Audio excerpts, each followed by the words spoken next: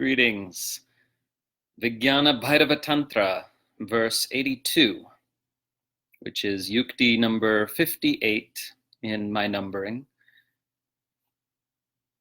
This is a lovely one, and it might seem at first that it's easy, but it's not. It's simple, not easy.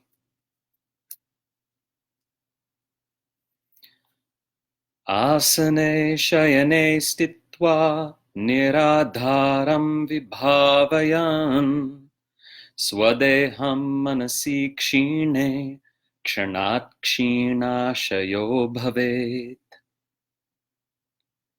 Situating oneself on a seat or a couch, that is, sitting or lying down, imagine your body is without support, niradhara, as if floating in space. When the mind dissolves, you may suddenly become free of the inner receptacle.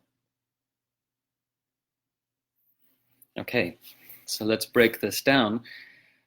This is, again, one of those lovely daily life practices you can do anytime, not quite anywhere. Probably best doing it at home or at somebody's home. So the verse says that you can be in a seat or lying down.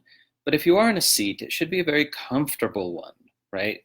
Almost like a beanbag sort of thing, right? Definitely not an office chair for this one. You need to be very relaxed, in a very relaxed position where there's no muscle effort, where if you release all your muscles, your posture doesn't change. That's the key.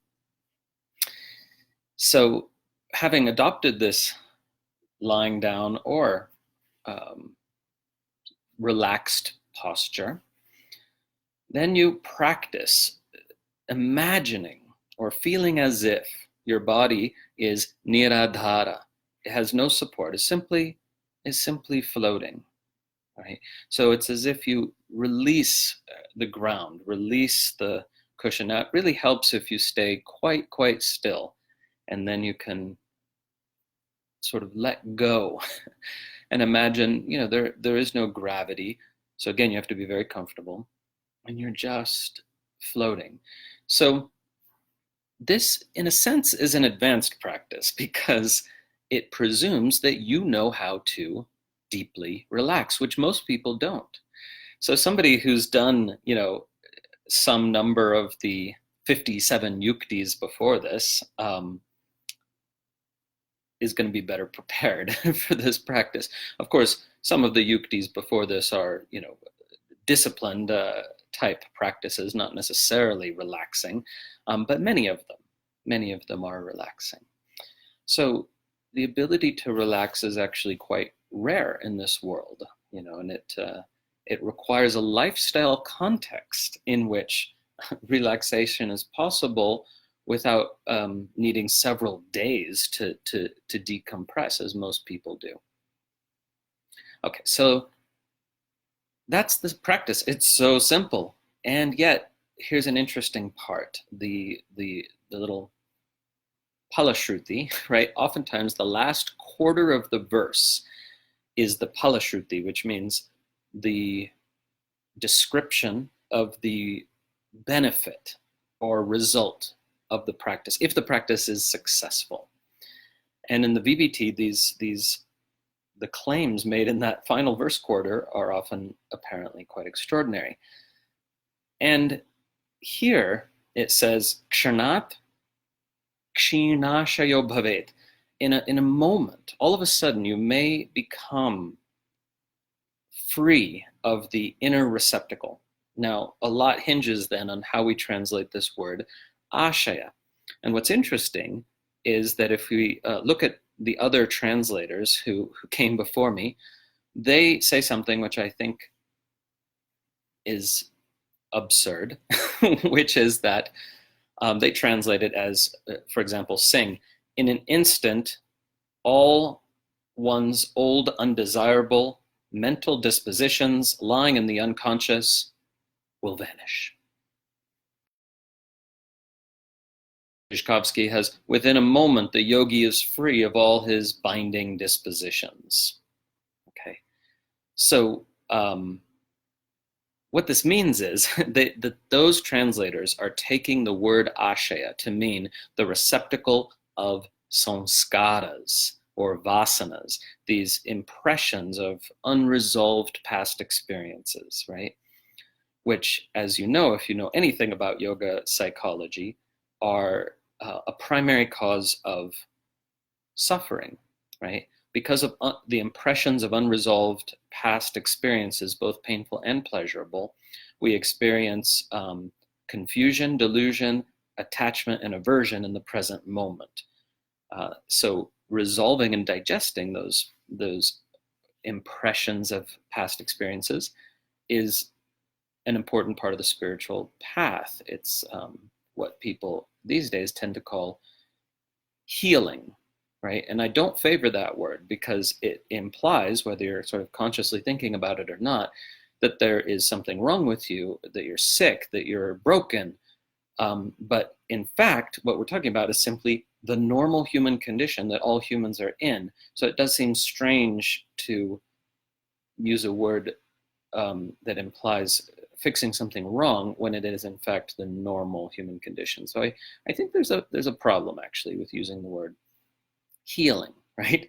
And in tantric traditions, well, at least the non-dual ones, we get this idea of digesting, that you're actually digesting the undigested remnants of your past experiences, which is a different kind of attitude orientation than healing. So there's no real shortcut to that process. It is true that the remnants of sort of incomplete or undigested past experience can sometimes resolve very quickly in the right circumstances, with the right container, with the right sort of ripeness in your system for digestion. It can happen very rapidly that certain experiences suddenly start to resolve themselves. But there's no actual shortcut. There's no magic pill way to digest those unresolved past experiences. And indeed, I think that is not what is meant here in the verse, because it's just not possible. We've not seen any evidence that you can magically, kshanat, in a moment, the samskaras are just gone because you really relaxed. No. But what does make sense is to take āśaya, which literally means receptacle, in its other meaning, which is as a synonym for the mind, right? So as a translator, I like to ask this question of each translation: does it actually make sense, right? Now, I understand why the other translators translated āśaya in this way, because the word is commonly used in that way. It's used in the Yoga Sutra in that way, as the receptacle, again, the receptacle of these samskaras, what Westerners might call the subconscious mind. But it doesn't make sense. We have to interrogate our interpretation. Say, does this make sense? Does this work? Does it fit in with observed experience of real human beings, as well as the context of the tradition that articulated it? So anyway, I think we can take āśaya to mean the mind, thought, imagination, or fancy, which are meanings of the word, right? Fancy in the sense of fanciful imagination. That it makes sense now. If the mind temporarily, as it were, dissolves, because you're so relaxed in this kind of floating in space scenario in shavasana or on your beanbag, right? Then it can be, you can experience, you have probably, that it's as if temporarily you don't have a mind. You don't have that. You get to experience freedom from that sort of conditioned mind with all its baggage. You get to see or feel for a moment that is not the defining feature of your consciousness. It's just that it's so ubiquitous. It's so omnipresent for most people that it seems to be a defining feature of their experience. So it's so important to cultivate practices in which the mind temporarily dissolves.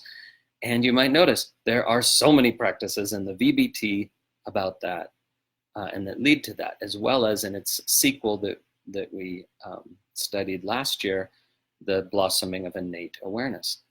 It's all about, this temporary dissolving of the mind. And it doesn't matter that it's temporary, because each temporary dissolution gives you a stronger experiential sense that your consciousness, your awareness, your being, your presence is not defined by the contents of the mind, or we might say the heart mind, right?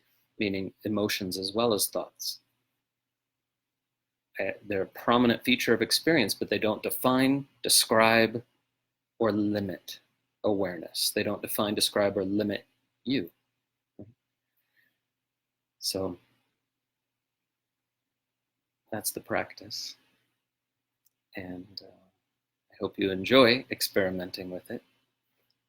And the next practice is also quite simple and sublime. So once again, as always, thank you to all those on Patreon who support this work, these teachings, these translations every single month. And by so doing, these teachings can reach many, many thousands of people, actually, that would otherwise not be able to access them, right? Because of that steady support, I'm able to offer more stuff for free. So, thank you, patrons. Om.